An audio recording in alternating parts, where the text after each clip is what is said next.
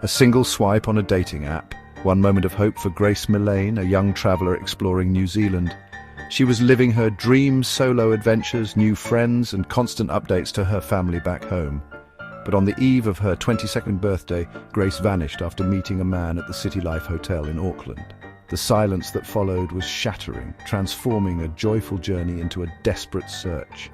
Images of her vibrant life clashed with chilling security footage, the last time she was seen alive. The world watched as her disappearance became a homicide investigation, exposing a predator hiding in plain sight. Grace's story struck a nerve, highlighting the risks of online dating and solo travel in a digital age. Her tragedy forced a global conversation about trust, safety, and the hidden dangers that can lurk behind a friendly smile.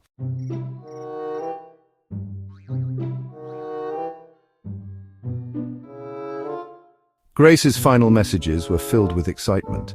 She felt a genuine connection on her date, but while she texted friends, her companion was searching for ways to hide a crime. His chilling Google searches, waiter care ranges, hottest fire, revealed a sinister intent. Investigators pieced together the truth from digital breadcrumbs, CCTV, phone pings, and online searches. The killer's attempt to cover his tracks was undone by the very technology he used. His defense unraveled as forensic evidence and data exposed his lies. Grace's story is a stark reminder: in our connected world, the truth can surface from the darkest places. Through digital clues, justice found a voice for Grace.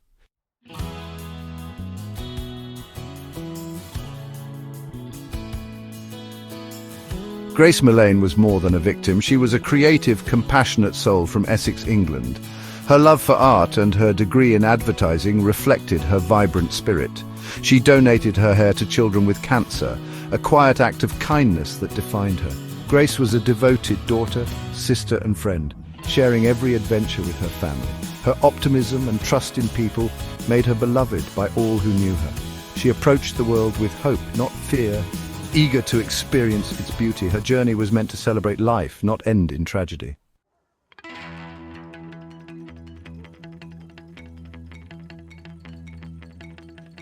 Grace's solo trip was a dream realized.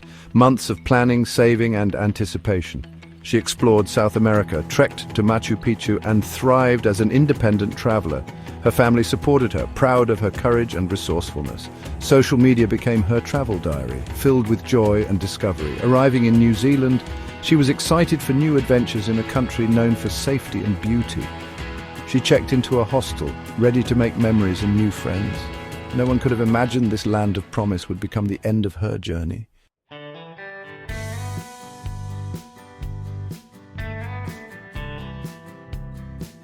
In Auckland, Grace quickly found her rhythm, exploring, connecting, and embracing the city's energy.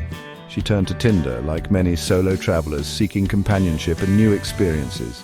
She matched with Kempson, who seemed charming and trustworthy. Their date began with laughter and optimism captured on CCTV as they strolled through the city. Grace's final messages to friends were filled with hope. "I click with him so well." To outsiders, it looked like any other night out. No sign of danger, but beneath the surface, trust was betrayed by calculated deception. Grace's story is a haunting reminder. Sometimes the greatest threats wear the most ordinary faces.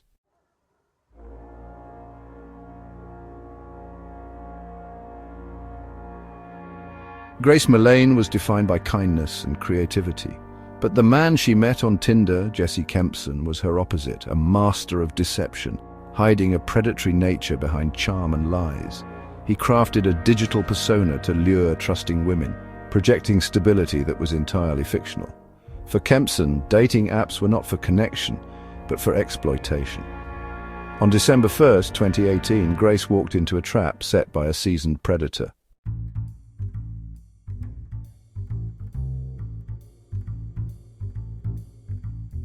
The date was a masterclass in deception. Kempson, recently fired and living a lie, projected effortless charm as he led Grace through Auckland's nightlife.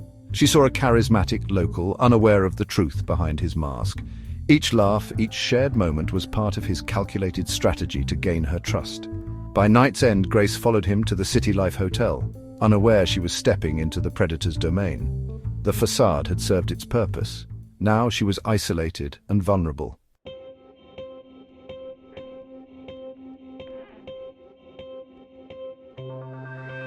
The silence from room 102 was absolute. Behind that door, a life was taken in an act of brutal violence. Pathologists found Grace died from strangulation, an act of power, not passion. Forensic evidence, bruises, bloodstains, DNA, told the real story. Despite desperate attempts to clean, the room held the truth. Science gave a voice to the victim, revealing what the killer tried so hard to hide.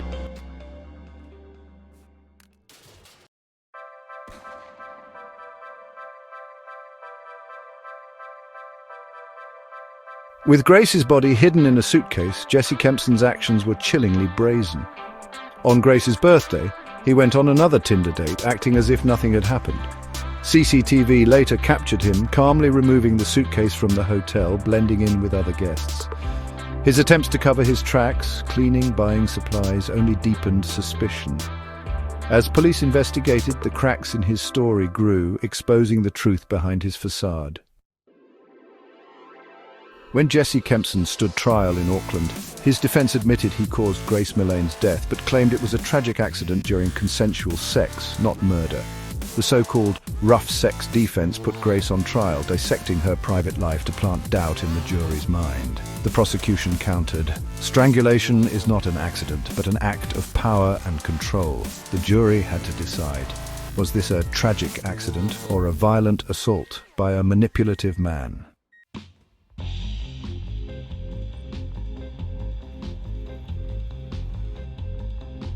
The prosecution's most powerful weapon was the silent testimony of Grace's own body. Dr. Simon Stables explained that death by strangulation is slow, requiring sustained force for minutes, not a fleeting accident. Deep bruising on Grace's neck and restraint marks told a story of violence, not consent. The defense's claims of a tragic accident could not stand up to this scientific reality. Dr. Stables' evidence gave Grace a voice, revealing a fight for life and a killer's intent.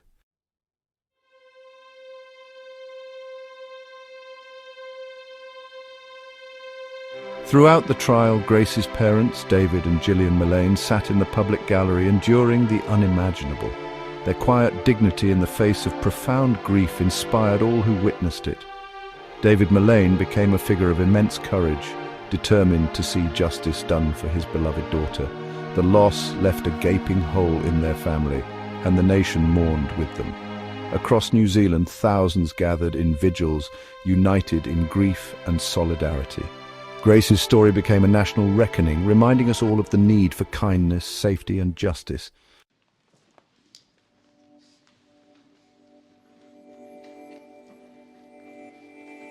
Grace Millane's case sparked a global conversation about media bias and whose stories are told. While her tragedy received immense attention, many missing women, especially women of colour, remain overlooked. The case inspired activism, legal reform, and the Love Grace charity, which supports survivors of abuse. Grace's legacy is a call for justice, compassion, and change, reminding us to widen the lens of public empathy for all victims.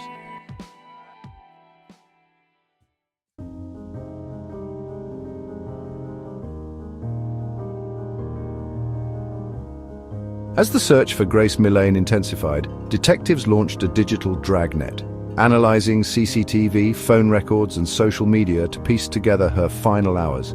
Every message, location ping, and search query became vital evidence. Grace's digital footprint showed connection and life. Kempson's revealed deception and chilling intent. The technology he used to hide his crime became the evidence that sealed his fate.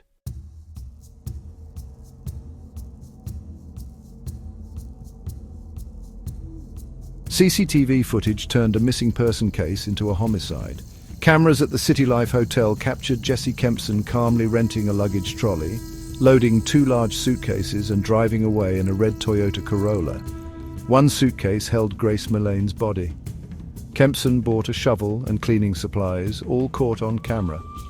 Despite his efforts to cover his tracks, the evidence, suitcases, shovel and car, formed an unbreakable chain linking him to the crime.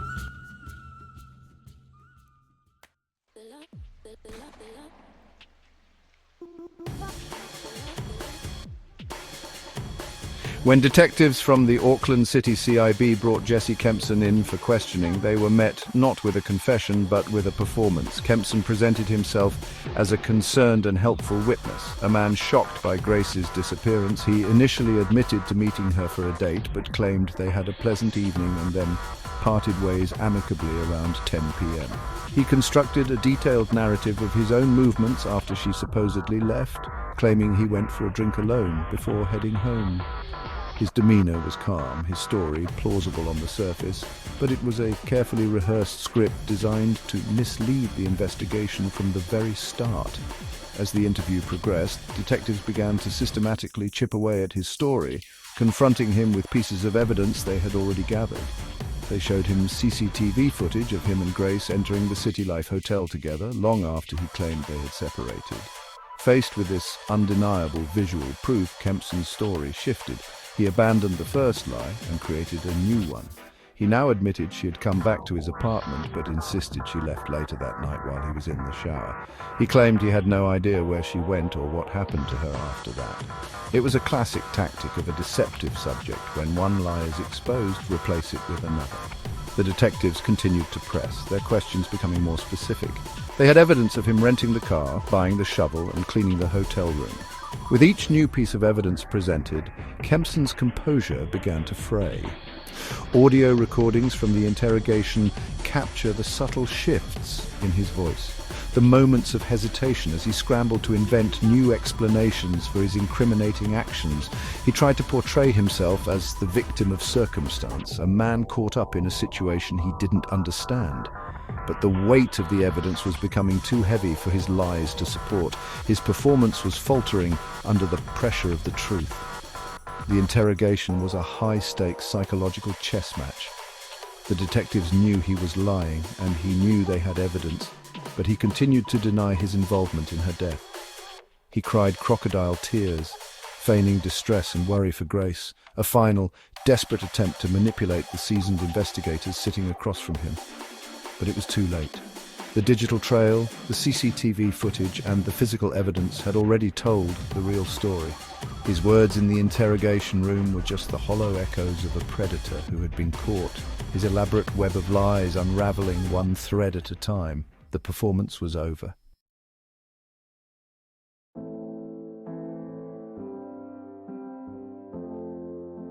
While Jesse Kempson was performing his deceptive charade in the interrogation room, an unseen witness was providing a far more truthful account of his actions, his phone.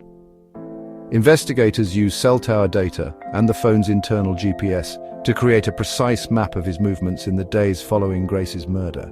This geolocation data acted as a digital shadow, tracking his journey from the City Life Hotel to the hardware store, and then out to the dense bush of the Waitakere Ranges.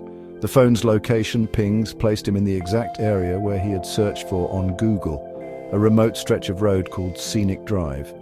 This technological evidence was objective, impartial, and impossible to refute. The data provided a minute-by-minute timeline that corroborated the CCTV footage and exposed the lies he told police. While he claimed to be at home or in the city, his phone showed he was in the wilderness in the dead of night for a significant period. This information was crucial for the police search teams. Instead of searching the vast expanse of the Waitakere Ranges, they could now focus their efforts on a specific targeted area pinpointed by his phone's data. Technology had narrowed down the needle in a haystack search to a few hundred square meters, dramatically increasing the chances of finding Grace and bringing her home to her family.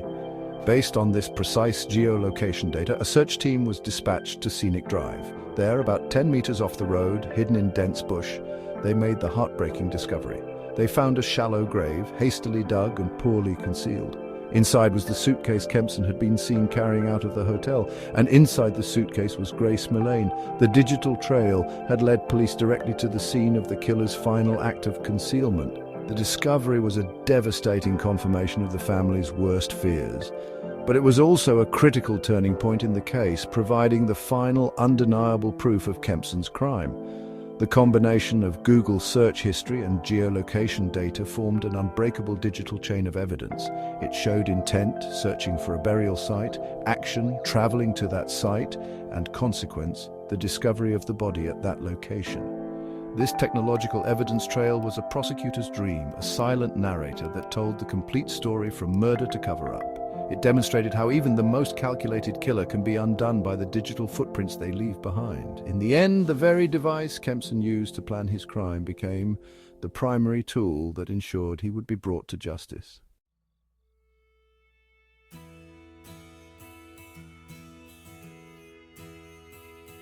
After a gripping 3-week trial, the jury found Jesse Kempson guilty of the murder of Grace Millane. Relief and grief echoed through the courtroom and across the world. Justice had been served, bringing closure to Grace's family, though not an end to their pain. Kempson was sentenced to life in prison, his appeals denied. The verdict was not just justice for Grace, but a final stop to a pattern of abuse hidden for too long.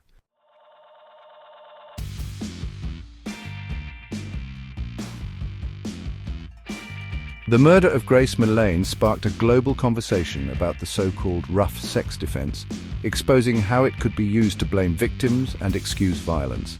In the UK, her case fueled a campaign for legal change, leading to the Domestic Abuse Act, which made it clear you cannot consent to serious harm or death. Grace's legacy reached beyond Britain, inspiring reform and awareness about consent and justice worldwide.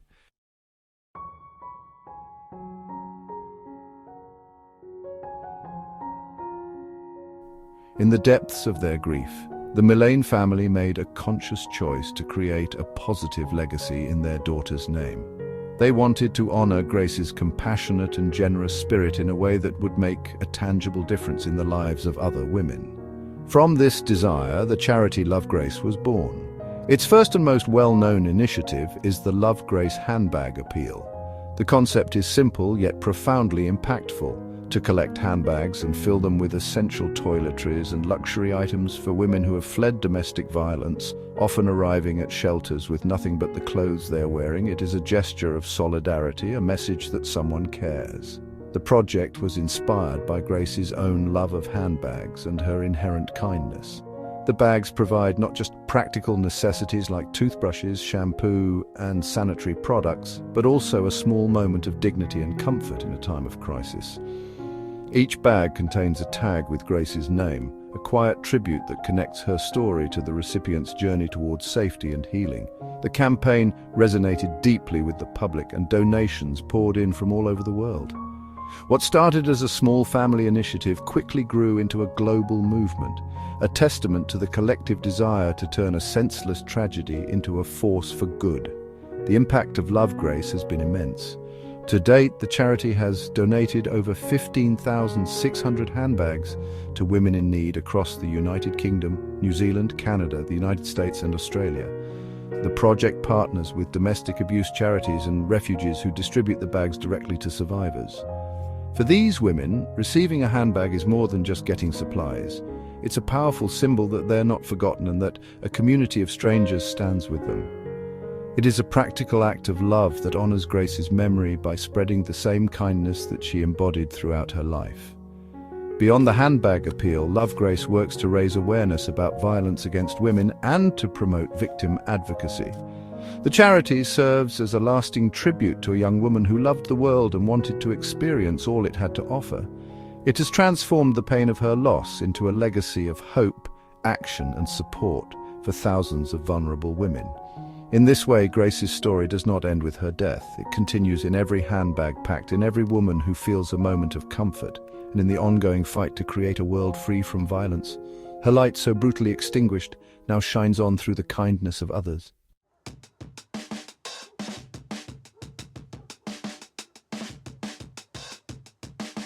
Grace Millane's story is a heartbreaking reminder of the dangers women face, but also of the light one life can bring. Her journey, cut short by violence, sparked global change, challenging victim blaming, inspiring legal reform, and igniting conversations about safety and consent. Grace's legacy lives on in every act of kindness, in every woman helped by the Love Grace charity, and in our ongoing fight for a safer world. We remember her not as a victim, but as a catalyst for hope and change.